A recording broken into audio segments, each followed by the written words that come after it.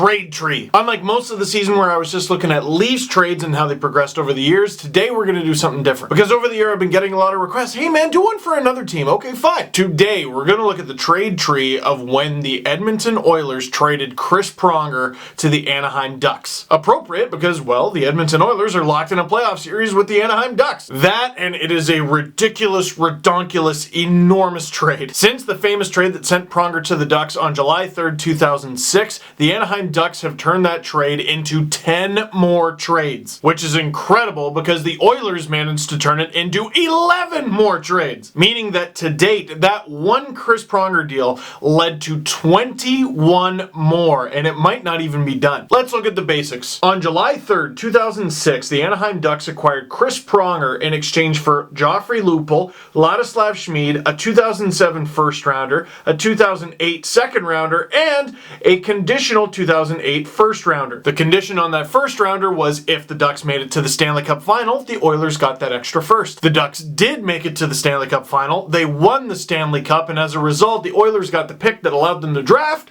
Jordan Eberle. Both teams getting something nice out of it. I'm sure both GMs went on to get along. Oh, never mind, it was Brian Burke and Kevin Lowe. Maybe the deal was made in a barn. Now, despite all the trades that followed, the most important part of this trade for the Ducks is that they won the Cup in 2007. 150 points in 220 games as a Duck, as a defender, and he won the Stanley Cup. Yeah, you traded 2 players and 3 picks for him, but you won the Stanley Cup. Mission accomplished. Everything from here on out is house money. Sure enough, 2 years after winning the Stanley Cup, the Ducks traded Pronger to Philly. And that trade was Chris Pronger and Ryan Dangle, no, he is not related to me, to Philly for Joffrey Lupul, yes, again, Lucas Spiza, a 2009 first and a 2010 first. In 2006, the Ducks sent Lupul to the Oilers in exchange for Pronger. In 2007, the Oilers sent Lupul to Philly. And in 2007, Lupul was traded for Pronger again, this time Philly sending him back to Anaheim. The circle of life. Let's speed this up. What else did the Ducks get? And then we can move on to the Oilers. Lucas Spiza was traded to the Vancouver Canucks as a part of a larger package in order to get Ryan Kessler. Joffrey Lupul was sent to the Toronto Maple Leafs along with Jake Gardiner in exchange for Francois Beauchemin. The 2009 first ended up turning into 5 more trades that ended up with the Ducks getting a little bit of Jamie McGinn and Logan Shaw, who is still with the team. And the Ducks got Emerson Edom with the 2010 first rounder they got, but after a few trades, that part of the tree is now dead. The Ducks got David Perron and Adam Clendenning, neither of whom are still with the Ducks. Although there are a few prospects in there the Ducks still have possession of. So basically, there are still echoes of the Chris Pronger trade on the Ducks roster today. Not just on their roster,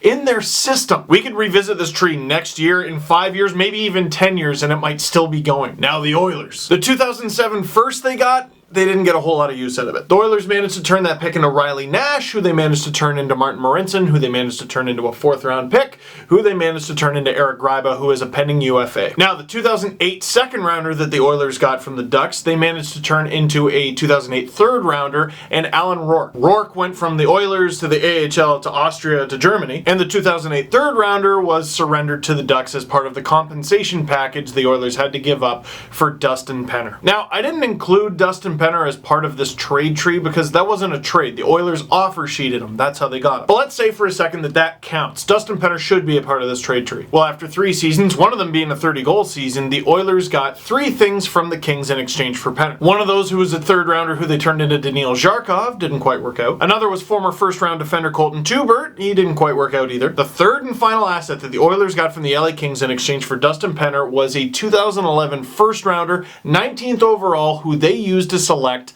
Oscar Klefbom. So again, from the ripple effect of the Pronger trade in 2006, the Oilers have a key part of their decor in 2017. If you count Dustin Penner as part of this trade tree, I'm still not sure. Now, Joffrey Lupul was turned into 5 more trades. He went to the Philadelphia Flyers along with Jason Smith in exchange for Yoni Pitkinen, Jeff Sanderson, and a 2009 third. Pitkinen ended up going to Carolina for Eric Cole, who went back to Carolina. The Oilers got Patrick O'Sullivan back, and that eventually ended with Alish Kodal as an Edmonton Oiler, where he scored 7 goals and 11 points in 19 games before leaving. And Jeff Sanderson scored 3 goals and 10 points in 43 games before retiring. And the third rounder was used to select Cam Abney, who went to the Toronto Maple Leafs along with Timo Hartikainen in exchange for Mark Fraser. Geez, Pitkinen was only with the Oilers for a year. Lupul was only with the Oilers for a year. Every part of that trade seemed to fall apart for Edmonton. Almost done. After he was an Oiler for a while, Edmonton managed to turn Ladislav Schmid into Laurent Brossoit, who is still a goaltender for the team. And of course, Jordan Eberle Eberle is Jordan Eberle. 507 games as an Oiler, 165 goals, 382 points, and this season he surpassed 50 points for the 4th time in his career. Not to mention 5 20-goal seasons, including 4 straight. And it would probably be 6 straight were it not for the 2012 lockout. So, that is the impact just one trade can have on 2 franchises for over a decade. And there are still big names involved in this deal, like what if Kessler gets traded down the line?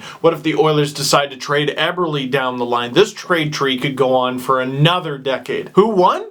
Well, the trade tree is still going on, it's hard to say. The Ducks got the cup in 2007, so if that's your criteria, sure, they won. But Connor McDavid's Oilers are in the final 8 right now. Jordan Eberle's on the team, and like I said, if you count the Dustin Penner part of the trade, the Oilers still have Oscar Klefbom as well. What if both of those guys win the cup? Do the Oilers all of a sudden win the trade? That's all fun to argue about, but forget winning the trade. I'm sure both teams are just focused on winning this series. Want more videos? Don't forget to like and subscribe. And if you want to read more about the Chris Pronger trade from Edmonton to Anaheim, check it out on my blog, the Steve Dangle blog on sportsnet.ca.